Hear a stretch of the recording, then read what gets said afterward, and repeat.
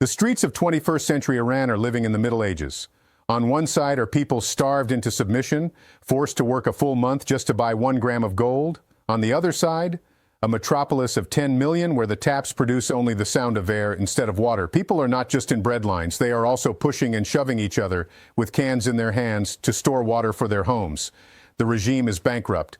While Parliament threatens to impeach its own government for failing to govern the country, the streets of Tehran are declaring the regime's collapse with chants of, "Shut it down, shut it down." Iran is not just experiencing an economic crisis, it is facing the greatest existential collapse in its history. There is no water, there is no money, there is no authority. To understand how it got to this point, we first need to look at what is happening on the ground, on the asphalt. On December 30th, Iran was forced to declare a state of emergency in the heart of the capital, amid a panic rarely seen in its history. Life officially came to a halt in provinces considered the nerve centers of the regime, such as Tehran, Alborz, and Karaj. Government offices, universities, schools, and even the stock exchange, the very heartbeat of a nation, all shut down. They showed the only reflex you have when you lose the ability to govern a state. They locked the country's doors. But it wasn't just the doors that were locked. It was the state's authority. Footage published on social media and verified by us proves that the balance of power on the streets has completely shifted. In streets that have been ruled for years with an iron fist by Basij militias and Revolutionary Guards, protesters are no longer running away. On the contrary, they are sitting in front of security forces, blocking roads, and it is the police who are seen retreating when they intervene. The biggest mystery at this moment, when the chain of command has broken down, is at the top. Supreme Leader Ali Khamenei has been missing for the last 3 days since the crisis erupted. The regime is headless, the police are fleeing, and chaos is growing. The technical detail that ignited this chaos is hidden in mathematics. The Iranian currency, the rial, is not in free fall, it has virtually vaporized. 1 gram of gold, just a tiny piece of metal, is currently worth exactly $140 in Tehran.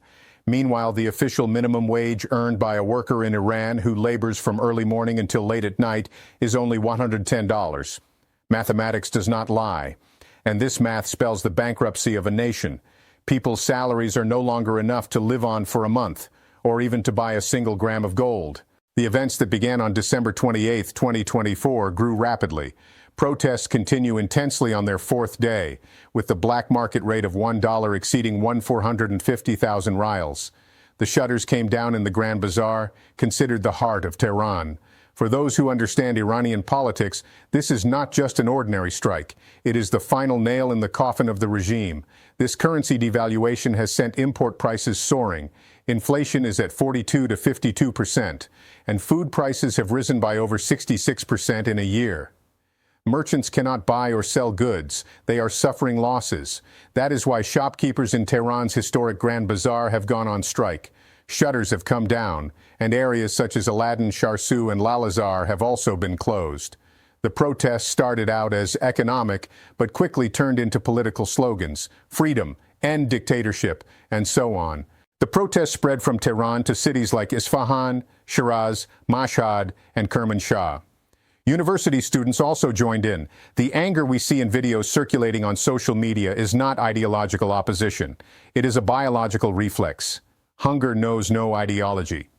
The cries of Tehran University students, "I would die for my country, but we need to change this situation," are the clearest proof that the knife is at the bone. The famous shopkeepers who overthrew the Shah in the 1979 revolution are now marching against the mullahs with the slogan, "Close it down, close it down." The domino effect is spreading from Tehran across the entire country. This is not a capital city problem, but a system problem. The shopkeepers closing their shutters has completely severed the supply chain. Trade between Tehran's warehouses and other cities has come to a halt. What does this mean? It means that when you go to the grocery store tomorrow, you won't find rice on the shelves. It means you won't find medicine. Iran is a country dependent on imports for basic food and medicine. No currency means no imports. No imports means empty shelves. And when the shelves are empty, the streets fill up. The cracks within the regime's security apparatus are also growing with this ripple effect. What you see on your screens right now, the police officers retreating, fleeing, they are also children of this people. They too are struggling with the same inflation and the same rent hikes.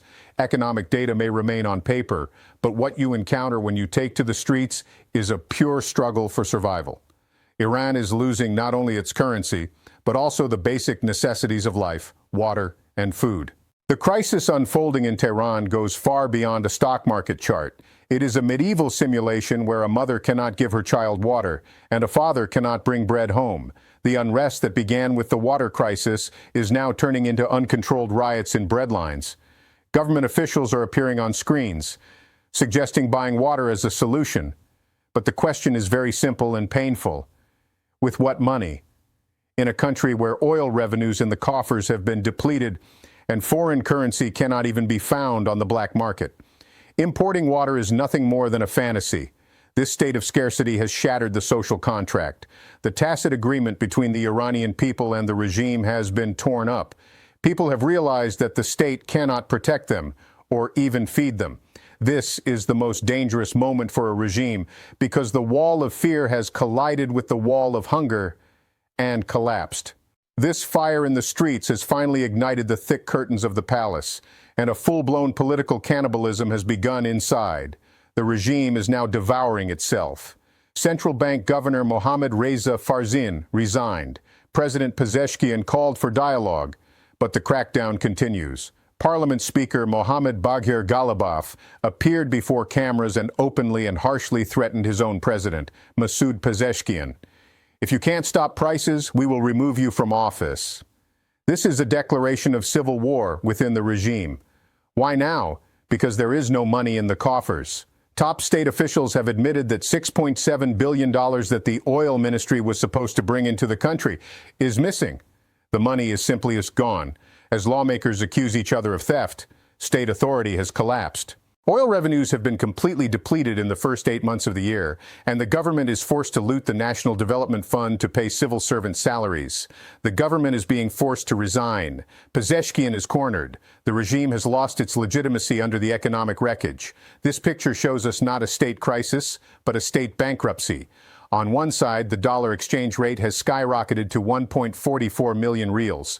On the other, billions of dollars in oil revenue have been lost. Iran is rotten, not only economically, but also morally and administratively. And this decay can no longer be hidden.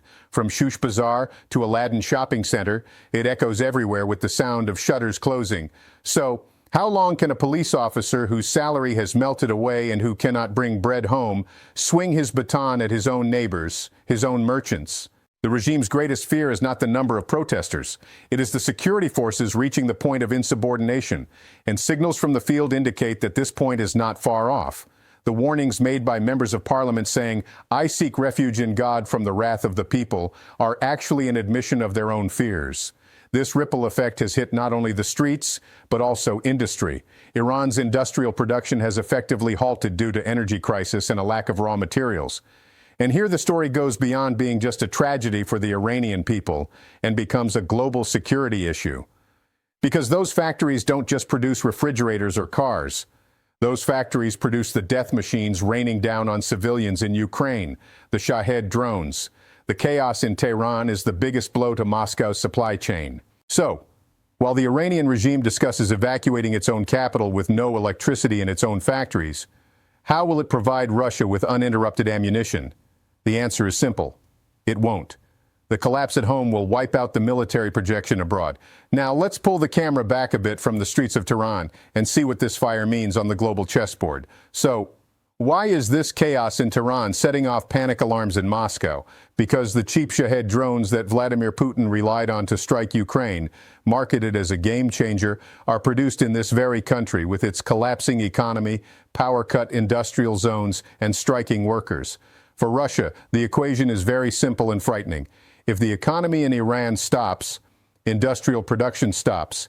If the government falls or a civil war breaks out, the logistics lines are cut. History has taught us this. Failed states cannot send weapons to their allies. They only send refugees. Putin's ammunition depot is currently in flames. The Russian army uses hundreds of drones every day on the Ukrainian front, and the flow of these drones is tied to the stability of the regime in Iran by a thread. The Iranian regime is trapped, and inside this trap is Vladimir Putin, who has tied his fate to the mullahs.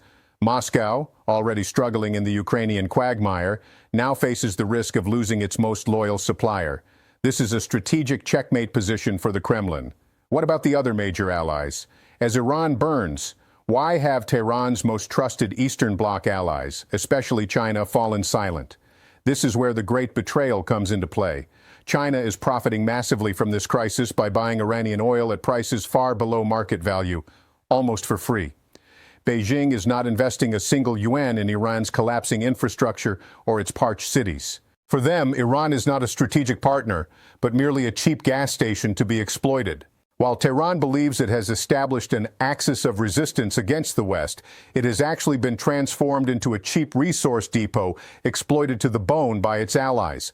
China and Russia aren't lifting a finger to stop Tehran's collapse. They're just looking to see what they can salvage from the burning building. And the storm on the horizon, U.S. President Donald Trump's maximum pressure policy is returning. But Iran is not prepared for this storm this time. On the contrary, it is caught at the most vulnerable, most impoverished, and most ungovernable moment in its history. There is no money in the coffers, the people are in the streets, and the government is in disarray. There may not even be a need for external intervention from Washington or Israel, because the regime is imploding under its own weight, its own internal contradictions. Israel's airstrikes in June and the subsequent U.S. attacks have already cracked the fragile structure. Now those cracks are turning into massive fissures. Another dimension of this collapse is ecological and demographic disaster. The salt storms rising from Lake Urmia are not only burning the lungs of Iranians, they are pushing millions of potential refugees to the Turkish border, to NATO's doorstep. This is not an environmental crisis, it is a security crisis.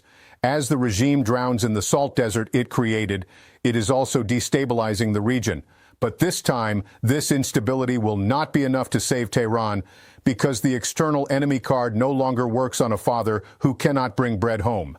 As a result, the bazaar that overthrew the Shah is now targeting the mullahs. History is not repeating itself. History is demanding accountability. The clock is ticking toward midnight in Tehran, and this time there is no turning back. The bells signaling game over for the Iranian regime are ringing not from Washington, but from Tehran's narrow, angry streets. The lights that went out and the shutters that came down that night signify not just a strike, but the end of an era. And this end will leave not only Tehran, but Moscow in darkness. Because when the munitions factory burns, the war at the front is over.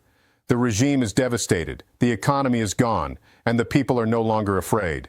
After all, what goes around comes around. So, what are your thoughts on this? Please share your thoughts in the comments. To stay updated on new videos, please subscribe to our channel and turn on notifications. Thank you for choosing us.